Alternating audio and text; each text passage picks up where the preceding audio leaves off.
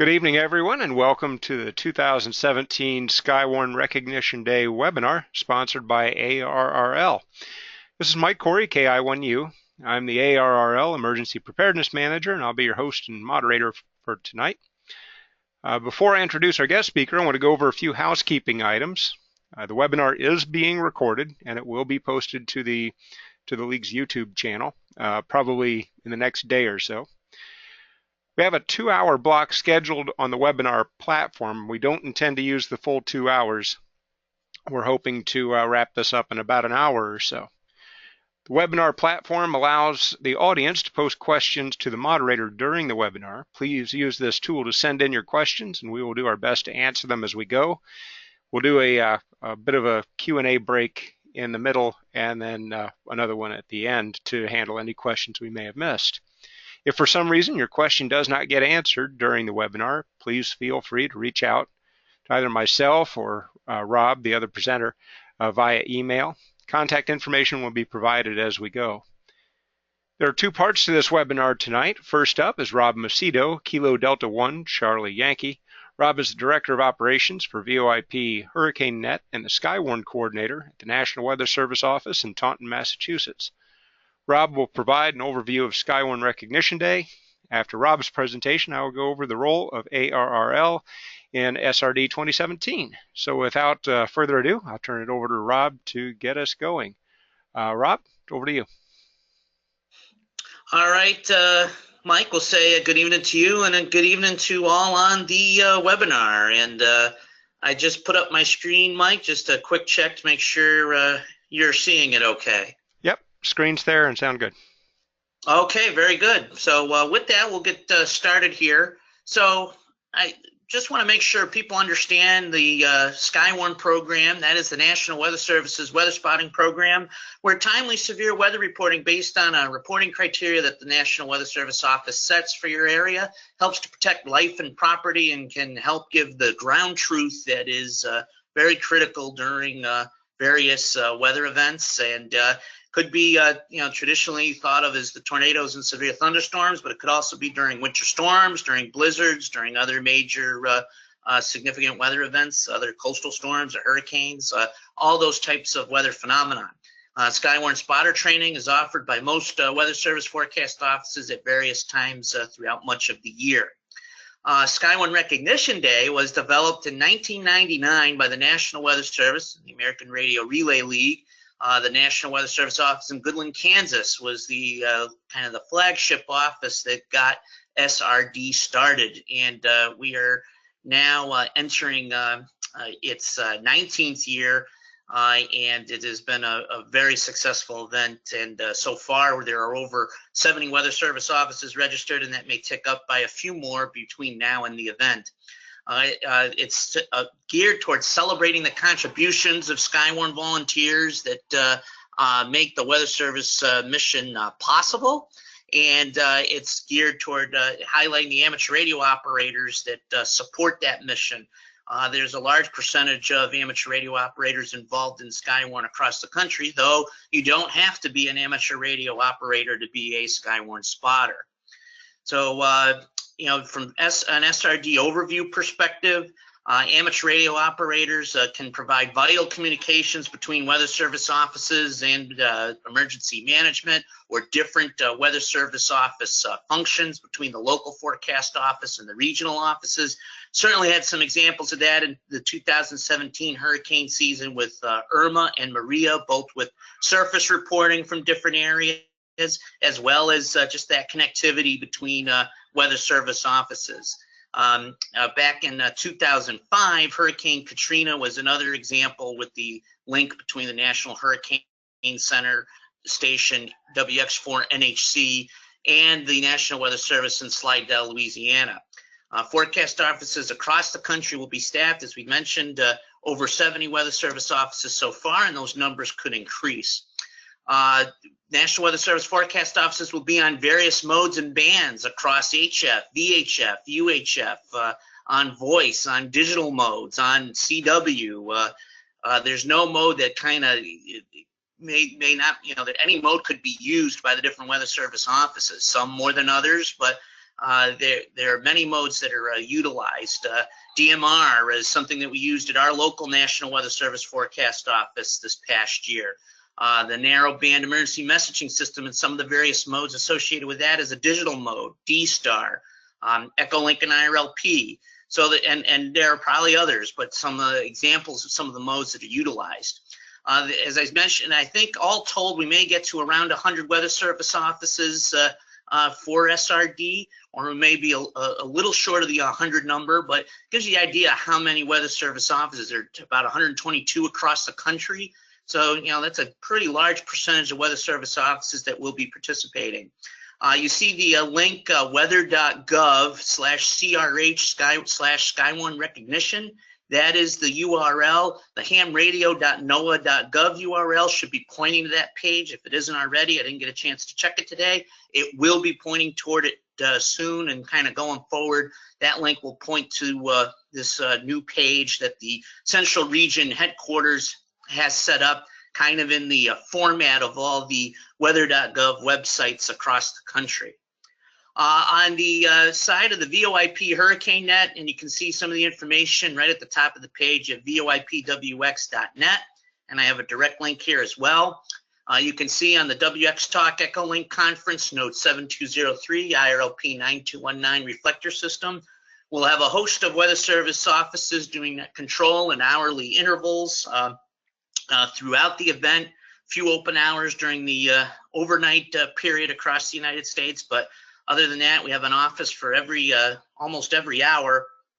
And the National Hurricane Center, which is kind of the main center that we serve during hurricane season on the WX Talk system, will get a 2-hour time slot as they've had traditionally. You can gather all that information right at voipwx.net. It's also on our voipwxnet Facebook and Twitter feeds. So keep that in mind. And we just got the confirmation with the Central Region headquartered National Weather Service folks that the hashtag Skywarn17 will be used for any weather service offices that are going to use Twitter to kind of post out what frequencies they're operating on, what pictures, any type of PR from the various weather service offices participating in SRD.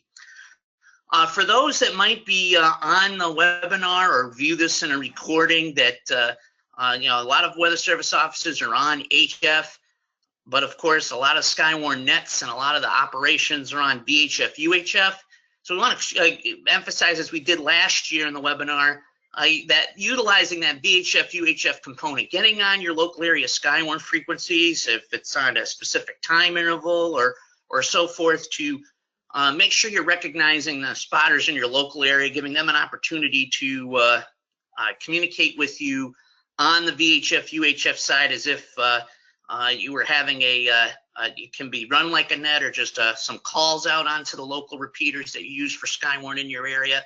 Again, recognize the folks that are in your local area, give them a chance to make contact with you, and thank them for their effort. Kind of an informal contact or QSO. It generates good activity on the radio, and kind of it's what this event is geared toward from a recognition perspective.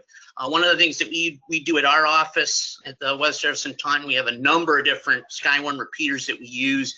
We rotate through the repeaters during the hours we're in operation in 30-minute time windows, and go through those repeaters and recognize folks across all those different local areas that we utilize during actual severe weather events. And we get quite a few contacts that way, and it's kind of a really good thank you to all the spotters in our local area. We even have one time interval where we have the Eastern Massachusetts Hospital Net, and we actually go on there and check into the hospital net on the different repeaters and on simplex, and that turns out to be a really good test of communications and a little bit of interoperability with the folks in the hospital net. So just an example of, again, making sure we recognize our local folks, knowing that there's a lot of VHF, UHF activity for what we would typically do during Skywarn nets, making that part of your SRD operations. The NWS Forecast Office endorsement checklist, you see the one from last year. This will be published on Friday, December 1st, or it may be up Thursday evening, November 30th, prior to the start of SRD. Certificates are offered to all amateur radio operators that make contact with any number of Weather Service forecast offices. The certificates can be generated online by a submittal form. This will be similar to last year, and Mike will cover it. You'll see again the SRD site, the weather.gov/CRH/Skywarn recognition direct link. Again, hamradio.noaa.gov will be pointed to that. Mike's going to go over the logging process in his part of the presentation and try to iron out a couple of kinks that we found last year with this process to make sure everybody gets the proper certificate and understands the logging piece as being a summary of all the offices that you work versus putting it in every time you work a Weather Service office. So just a lot of the photo credits here from various Weather Service offices in the past few years. And you can see Mike, who has joined us the last several years at our operations at WX1BOX. And we're going to be looking forward to have Mike with us again this year. So with that, that concludes my presentation, but can open it up now for any questions. Okay, thank you, Rob. I'm not seeing any questions from the audience, but Rob, I'll just throw out a couple that you may want to address. How about obviously the new popular mode is FT8. Is that one accepted for SRD operations this year? Yes, I think FT8 or like I said, any other mode, as I mentioned, you know, the Weather Service offices will use whatever mode they have available to them to communicate. So FT8 would be one. There's a bunch of different modes on NBEMS that an narrowband emergency messaging system that some offices will use. We use Echolink and IRLP. We're going to have DMR set up as we did last year. So we'll have a number of different modes available, and including some offices may have some of these other modes that there's so many within amateur radio that it's hard to point them all out to everybody. Okay. Thank you, Rob. And we did get a question that came in. What is the process for getting a certificate?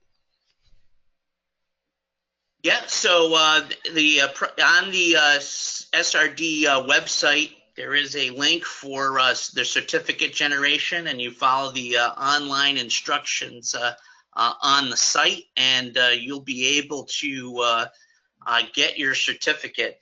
And it should be printable right from the site, or you can save it as a file onto your hard drive and then print it out at your leisure. So you can have it both as an electronic copy and as a printout as well.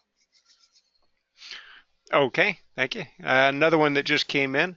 Is there a way to confirm that our local NWS station listed on, or I guess is listed on the as one of the participating stations? Where can they find out just to confirm that their local office is definitely participating this year? Yeah, so I'll just I'll put it out again, move to the slide here, and I'll actually put it in full screen mode, and I'll repeat the link slowly here. Just bear with me 1 second while I put that up on the screen. And again, that is weather.gov/CRH/Skywarn recognition. People, I think, can see my pointer. It's right here. This link here, it lists all the different Weather Service offices. As I mentioned, hamradio.noaa.gov will eventually just go right to this page. If you go to it now, it does list that there's a new page being developed and has a link to click, and it brings you to this page. But I think for the sake of ease, I just put the direct link in here for now. And eventually, as I said, if it hasn't already happened, again, I didn't get a chance to check it today.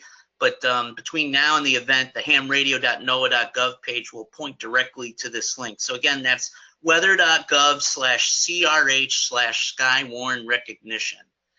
So that you can find out all the offices that are participating there. And there's still offices that are registering.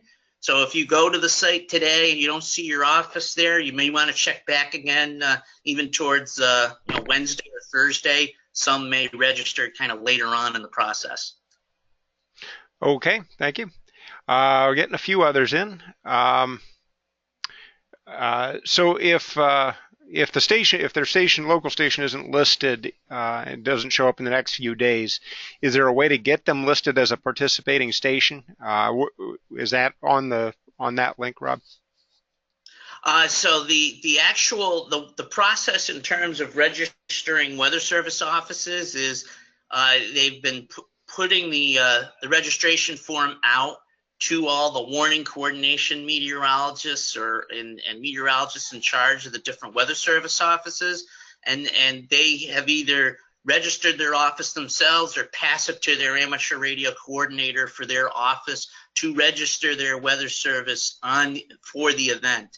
So that process has been handled, kind of the Central Region headquarters folks who've taken the lead on the event this year, passing it to their staffs across the country, and then the warning coordination meteorologist either puts themselves in for the event themselves or passes it to the amateur radio coordinator to fill out the form and get signed up to the site, and then that will make the office appear on the map page.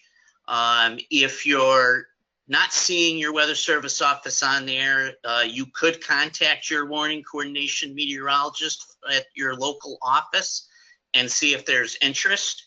The warning, if you go to weather.gov, you can select the weather service office for your area. I believe there's a way to kind of search by your location. You can find out who your WCM is and reach out to them.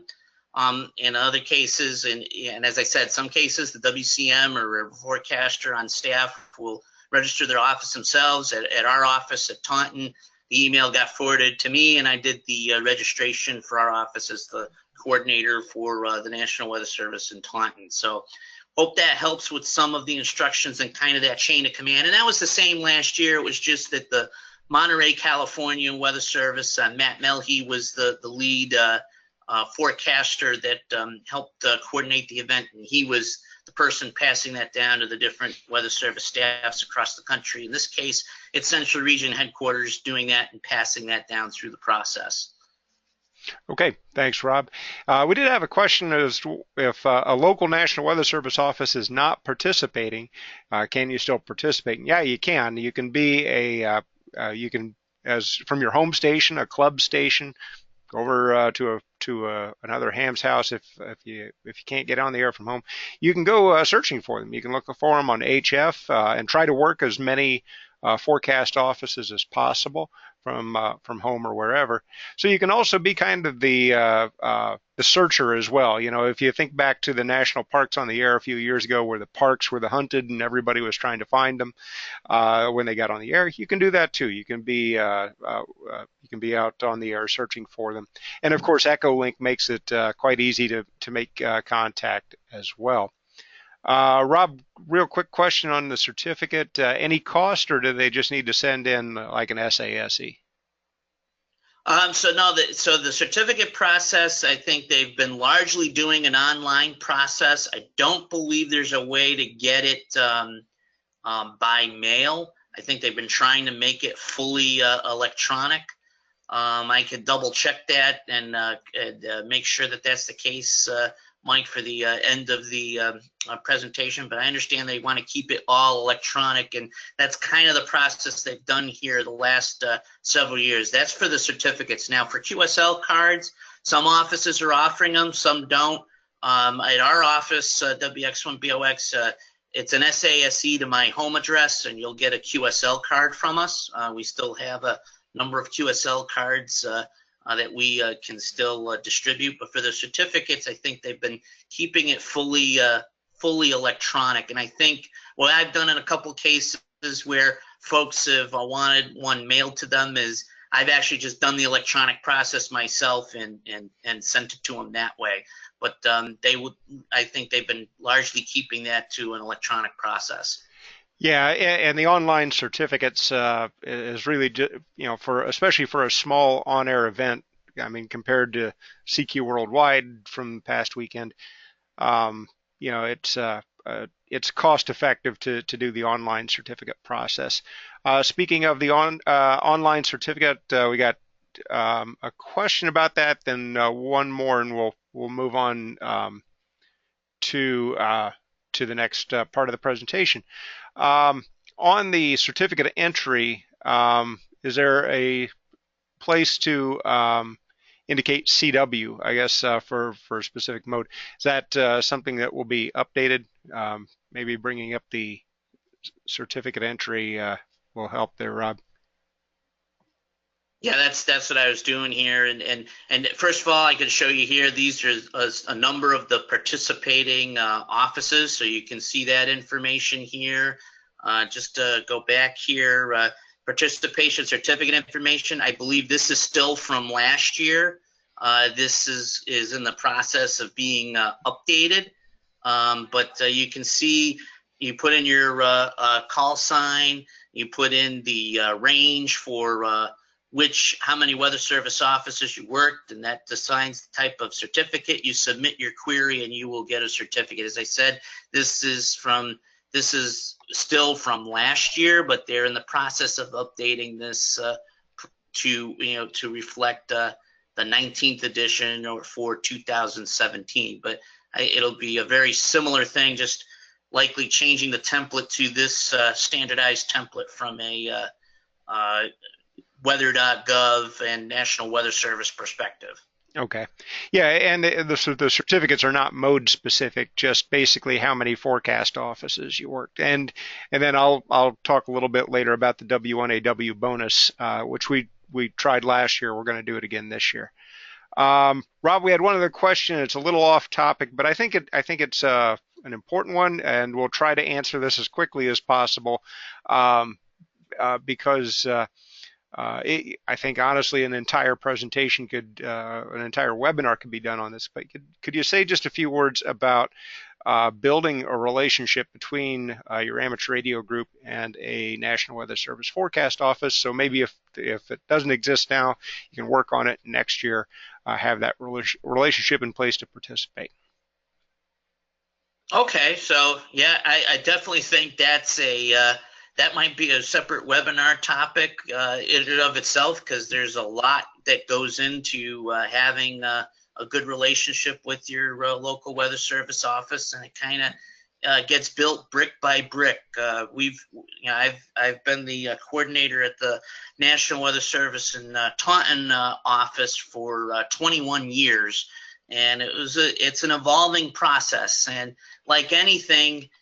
These days, it's about metrics, it's about values, it's about all of those sorts of things. And so what you try to do is just build a rapport with the forecasters and the management staff, and explain the value, the type of information you can gather. You start with getting folks spotter trained spotter trained, so that they understand the requirements, and from there you then can start building your networks up, and then you can start doing a lot of other ways of gathering information, monitoring social media, getting reports from social media, interacting with non-amateur radio spotters, maybe getting them licensed, all those sorts of things. So so that's kind of an initial answer. I mean, I can tell you when we first started, it was people really couldn't, the forecast staff couldn't, we're struggling to understand how we could fit in, what kind of value we could provide. And then as we started to expand our network and gather more reports and timely reports and accurate reports in areas where they weren't getting information before, that really built up a rapport. And each year as that was demonstrated, and then some of the other kind of, I would say, more advanced techniques that we've developed in our area over the years, because we built that trust up and the network behind it, it really is become that, they rely on us for a lot of information at our office, and I'm sure that's true in many other offices that'll be participating in SRD and across the area. So, the very quick high-level answer And I think you're right, Mike.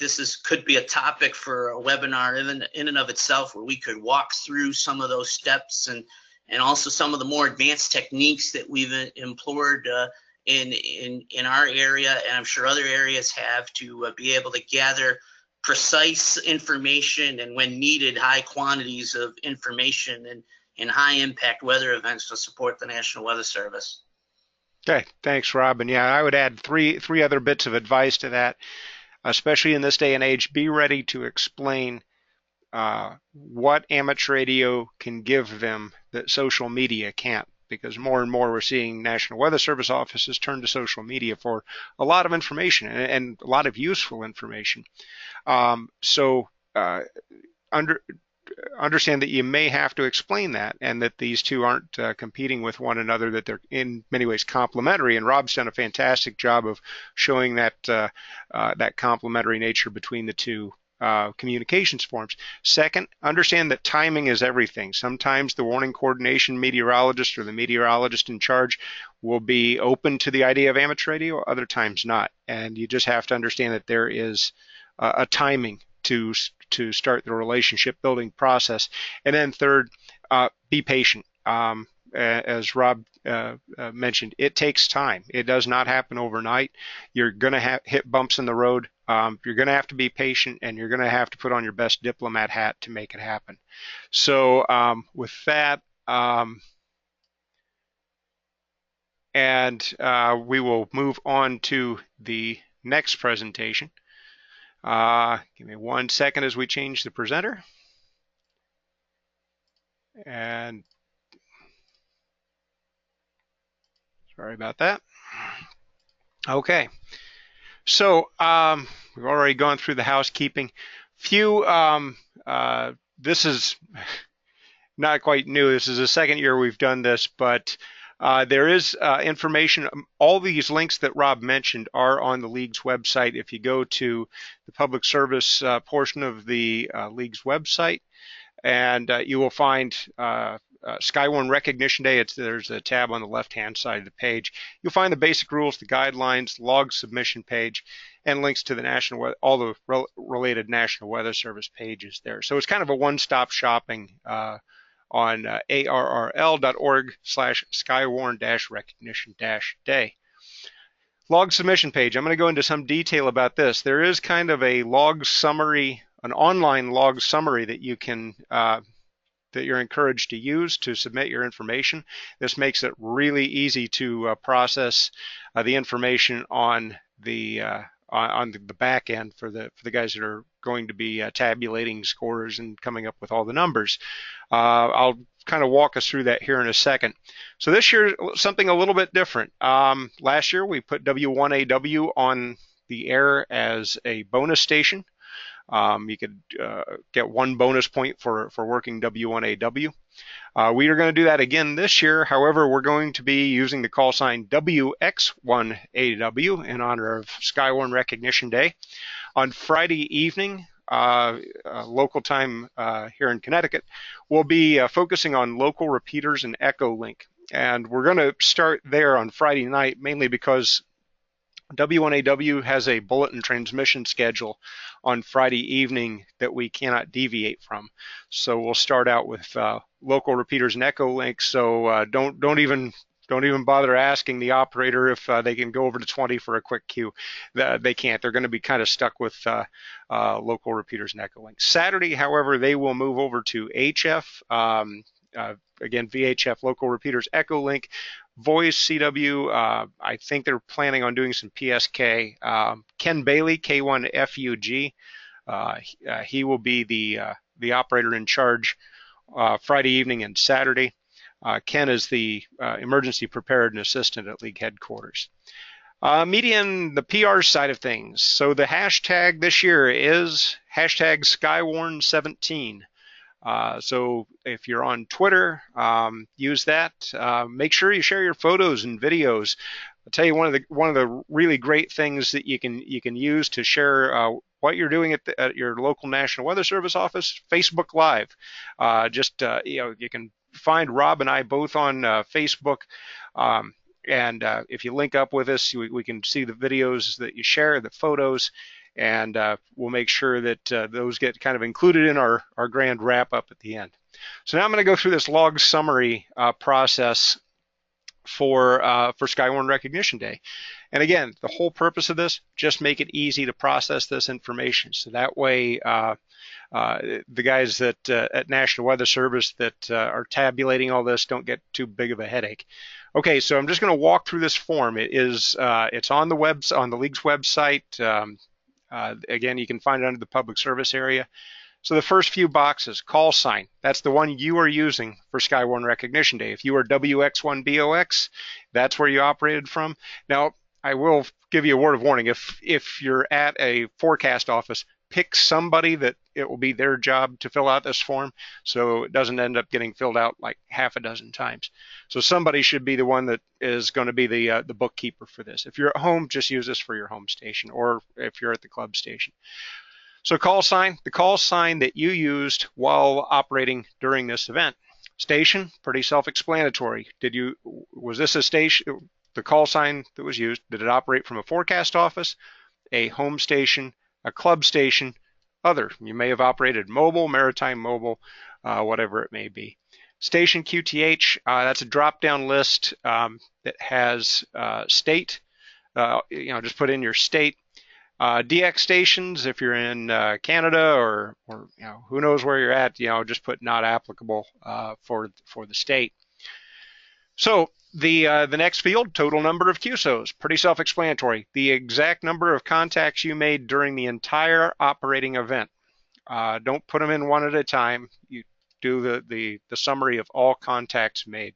Total number of states contacted. That's part of the exchange, so you can log how many states you've worked, and the number of forecast offices you contacted. That's how you're assigned that point value for your certificate, is based on the number of forecast offices contacted.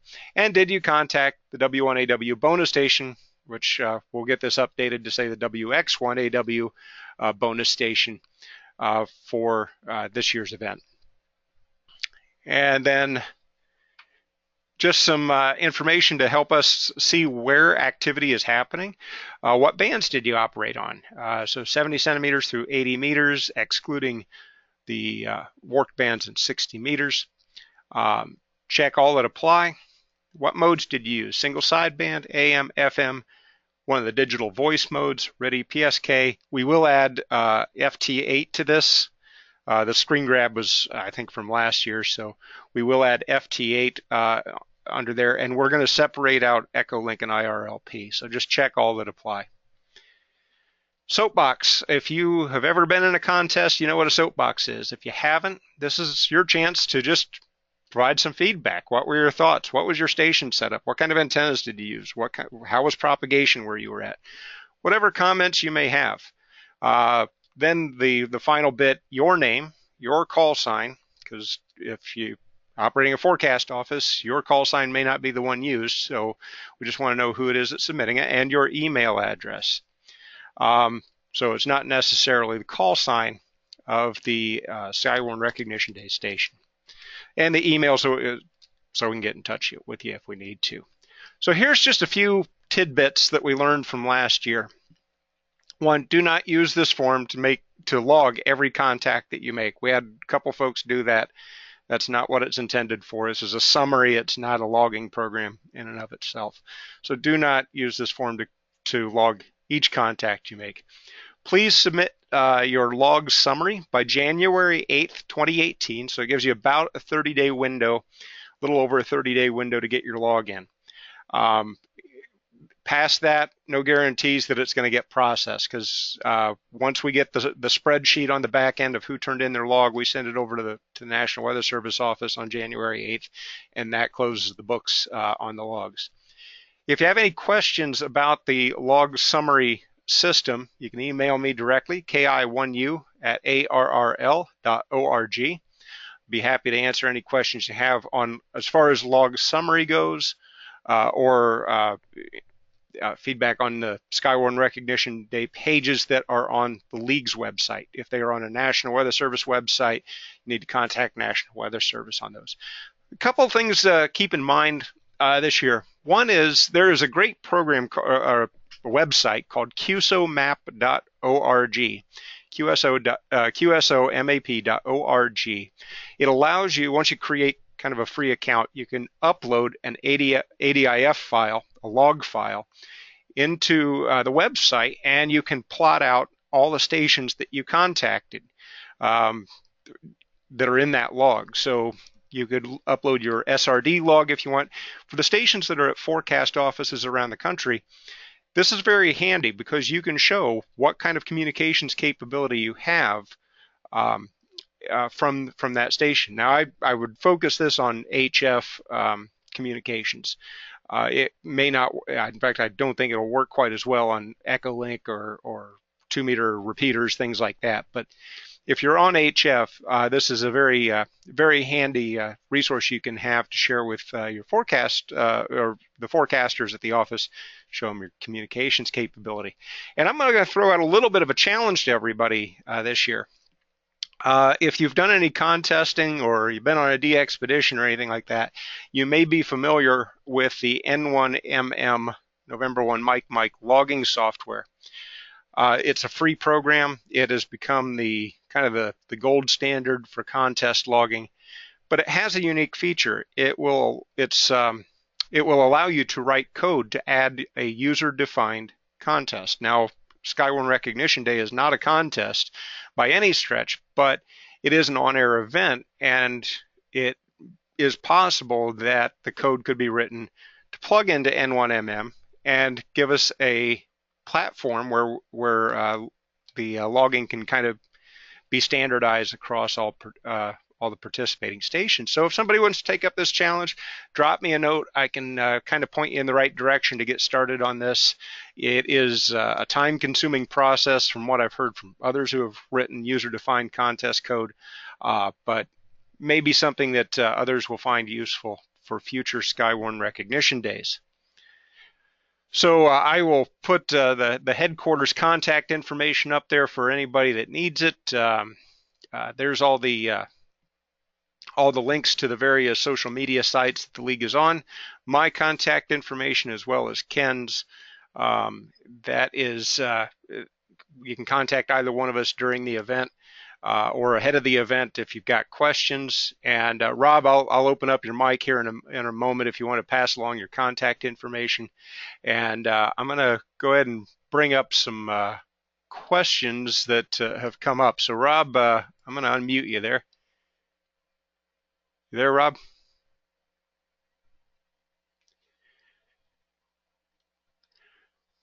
Okay, I'm not sure where Rob got to, but have a few questions. Can you operate from an emergency operations center? Of course you can. It doesn't count as a forecast office, obviously. But you can operate from there. You can use whatever call sign has been agreed upon to use from your emergency operations center, and happy hunting looking for the forecast offices. An all-star link. Rob, if Rob gets back on, I'll throw that question over to him. And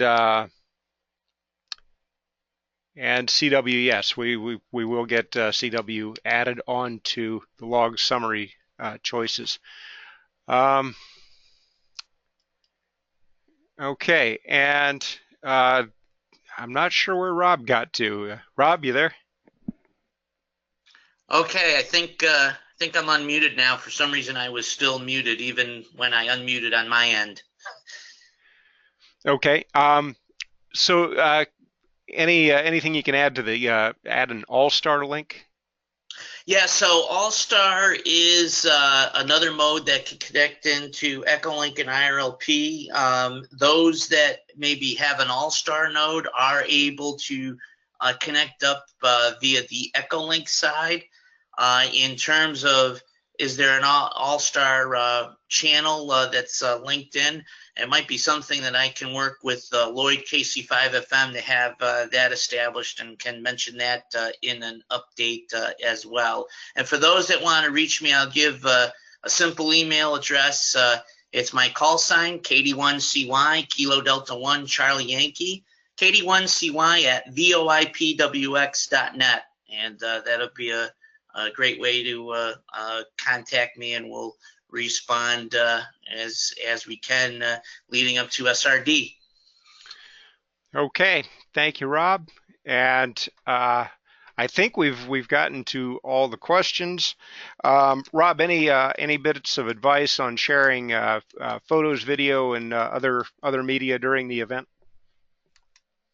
Yeah, so you could certainly share it out across social media, on Facebook, on Twitter. Use the hashtag Skywarn17 tag, and that's a great way to share information, pictures, videos, and so forth.